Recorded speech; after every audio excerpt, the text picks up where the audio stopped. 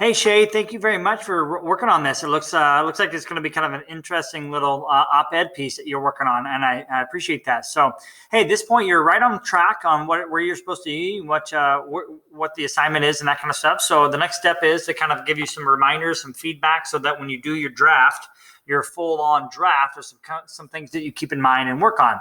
So I think the best part of it about this so far is actually kind of the body paragraphs that you've worked on, kind of examples, Area 51, Pizzagate, that kind of stuff. I think that's really fascinating.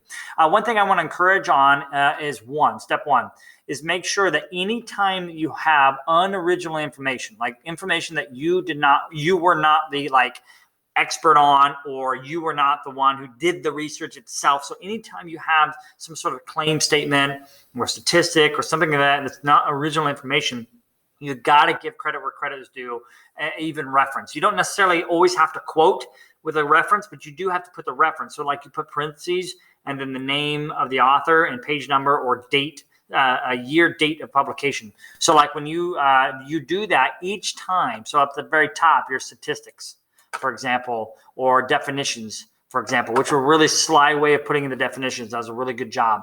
What you do is you simply put in like the parentheses and then the reference. So then that reference will lead us back to this bibliography here, or works cited page, if you will. So it's a really good job with the Pizzagate. Just a reminder, whenever you do that, is you don't always just quote, you don't always just give a author and date or page number whenever you quote something. You actually have to cite it every time you use and reference something that's not original information straight from you. So just a quick reminder to keep that in mind. I would actually really enhance this introduction paragraph, and you've actually written so much of the bulk of the body of your paragraph that it's going to be a little easier for you to do the introduction. So in here, I'm not really sure exactly what your thesis is.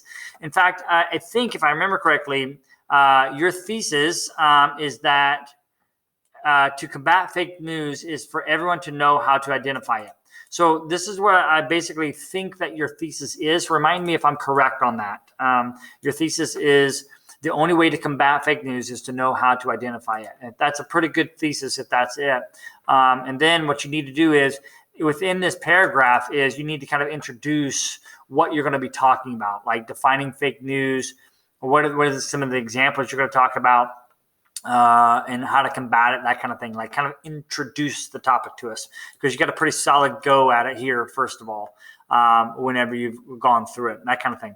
And so when you do that, that's going to be the same thing in terms of closing paragraph of recapping. On account of fake news, tactics like propaganda, conspiracy things, other forms of media bias, Americans have built their beliefs and arguments on bad information. Okay, so this is really good, reminding us, kind of bolstering that first paragraph is going to help you bolster the closing paragraph. Remember, people remember the first and last things they say. The way in which you worded it, or you kind of outlined so far, is really good. But I need you to kind of integrate the theme throughout. And how you know you've kept through the same theme of your thesis is that your introduction, it's interwoven in the body, and then in the closing paragraphs is a clear indication that you stuck to the same theme, or your thesis of identifying fake news is the best way to combat it. So, which is a really clever argument. I really like that, and I look forward to seeing that. So just a real quick recap. We're going to, make sure that we give reference or credit where credit's due every time we have unoriginal information. And what I mean by original is that you weren't the one who actually was the eyewitness. You're not the first person account. You're not the researcher, the person who was there, that kind of thing. So statistics, that kind of stuff.